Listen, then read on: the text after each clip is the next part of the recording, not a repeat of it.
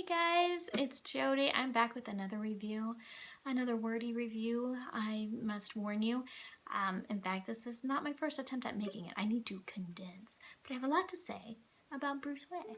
And today I'm going to be reviewing my concert solid acacia Bruce Wei ukulele. Now, we'll start with more traditional review, and then I'll get more anecdotal on you.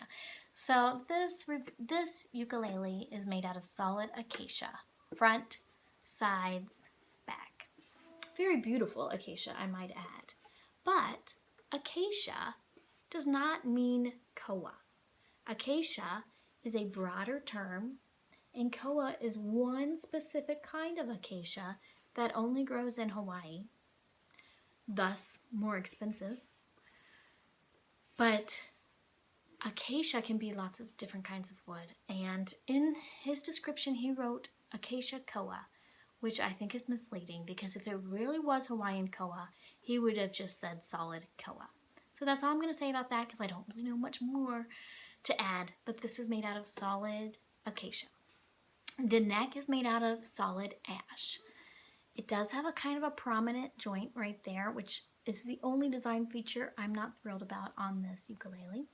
And then it's got another joint right there. They are less obvious on my soprano, but there are some joints too. You're going to pay a lot of money if you want a neck that's all one solid piece of wood. I only have one ukulele like that, and that's my Ko Aloha. Excuse me. The fingerboard and bridge are made out of rosewood. I was nervous about that because there are restrictions on rosewood, especially coming in and out of countries. And I sent him a message and asked him if that was going to be a problem. And he said, no, I do it all the time. I've got all the paperwork. You're fine. And I was fine. There was no issues. So that was good to know.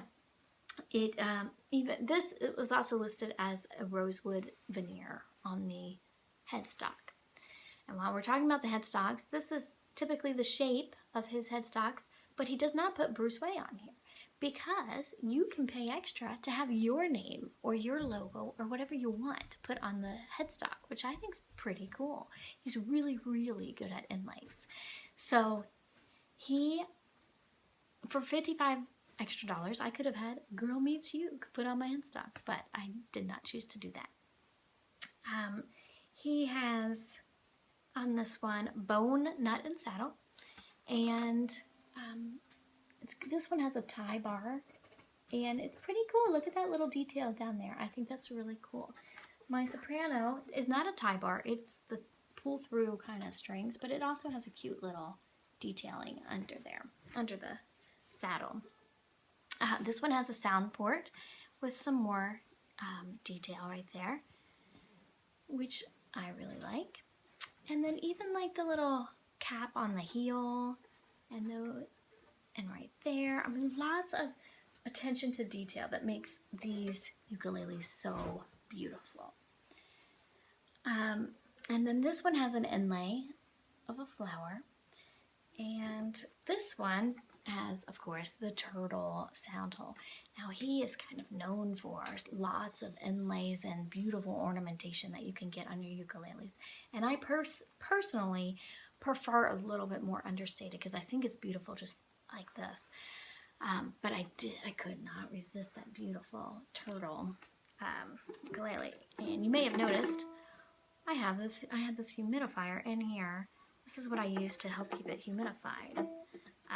It actually is made for a violin, to go into a violin's F-hole, but I've realized it fits in there and you can even play it because it doesn't touch the strings. So that's one way I keep this humidified, and we're going to talk about that again in a moment. The nut is 35 millimeters wide, which is pretty standard. If it's 37 or 38 millimeters, that's going to be considered a wide neck. Both of these came with 35 millimeters, which is what I prefer. They both have the side sound dots, also very nice. They both have open geared tuners. They look different, but they work well.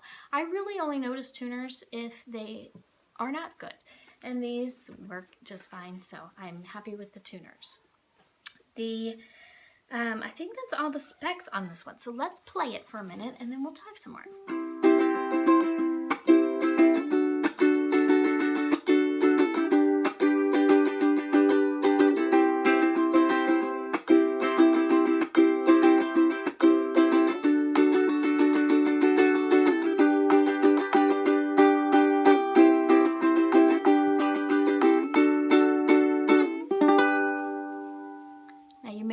right off the bat, it's not the loudest ukulele in the bunch. And that's actually why I didn't play it a lot in the beginning, because this one, I'll just go ahead and play this one for you too. This is my soprano. It's really loud. When I first got this one, it was my loudest ukulele that I owned. I'll be done in a minute, okay?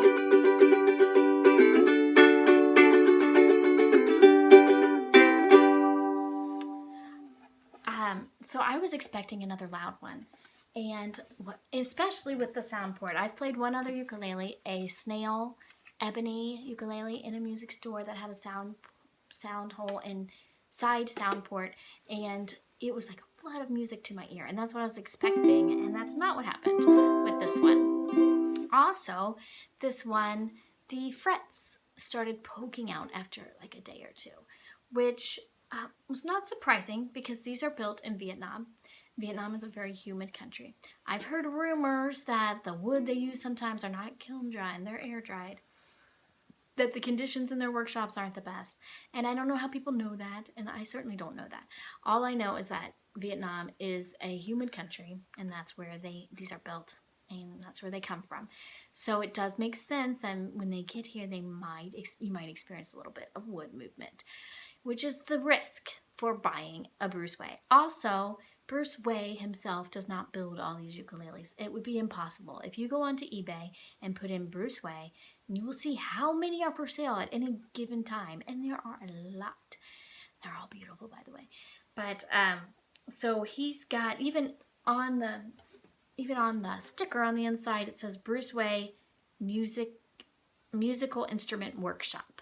So there's a workshop, and presumably a lot of people that he's trained that build these, and then they ship them. So that's another risk. So it's coming from a humid country, and you're not exactly sure who's building them. So keep that in mind. That's all I'm going to say about that for now.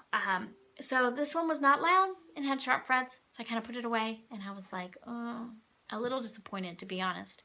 And I was actually getting ready to sell it. And I thought, well, I'll pull it out. I'll play it a little bit before I sell it. And then I started to really listen to it and really like it.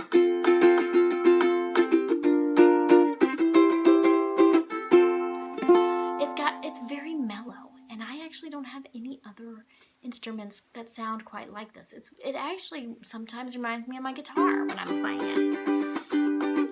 It's very mellow, and so how I define that is that it's not like a really crisp sound.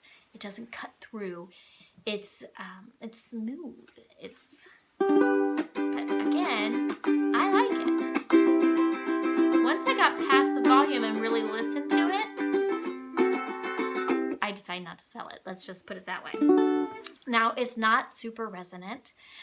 Both of these have a very solid construction, but the wood itself is not super thin. And you can tell that by the weight of them. They're not super heavy, but they're not as light as like my Koaloha for sure. And the thinner the wood is, the more it's going to be able to vibrate. Can you move over just so you're not distracting? The thinner the wood is, the more it's going to be able to vibrate, and the louder and more resonant it's going to be, and probably better sustained as well. These are not super thin, so just keep that in mind. The two that I got are not super thin wood, but they feel good in my hands. They feel like quality instruments, and I don't think there's any denying how beautiful they are either. And wonderful, wonderful deal. Okay, so if you're patient and you look on eBay and you wait for the right one in the right moment, you're gonna get a good deal. He posts some just at the higher prices to begin with, and then he posts some as an auction, and he starts them at 99 cents. And the shipping for this one was $60, and the shipping for this one was $65. So you do have to pay shipping, but the total price that I paid for this was $100. And the total price I paid for this one was $146 for solid wood, beautiful, handmade ukulele. So I think that's a phenomenal deal, and I think it's worth the risk personally, because I've been happy with these.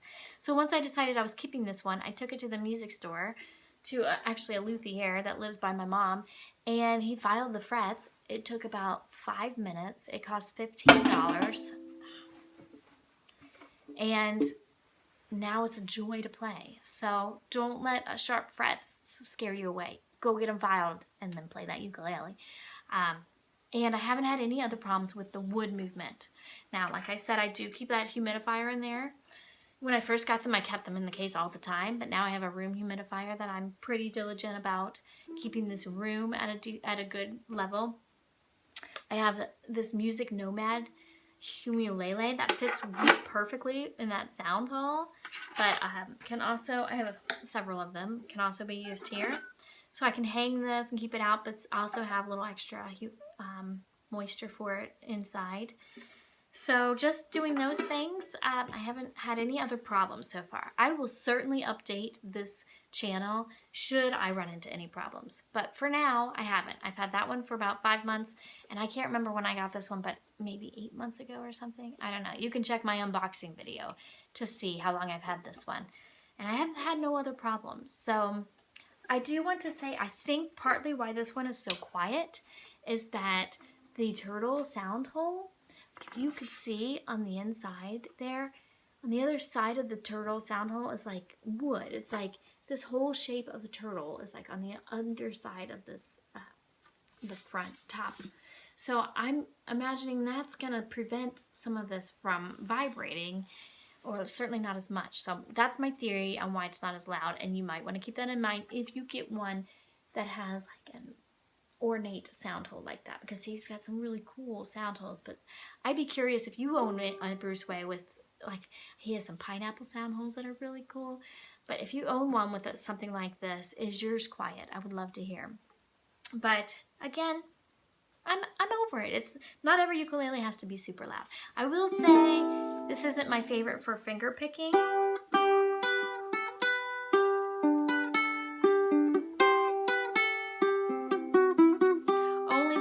It's not super resonant, and it doesn't have the best sustain. So I much prefer this one for strumming. I'm almost done, I promise. I know.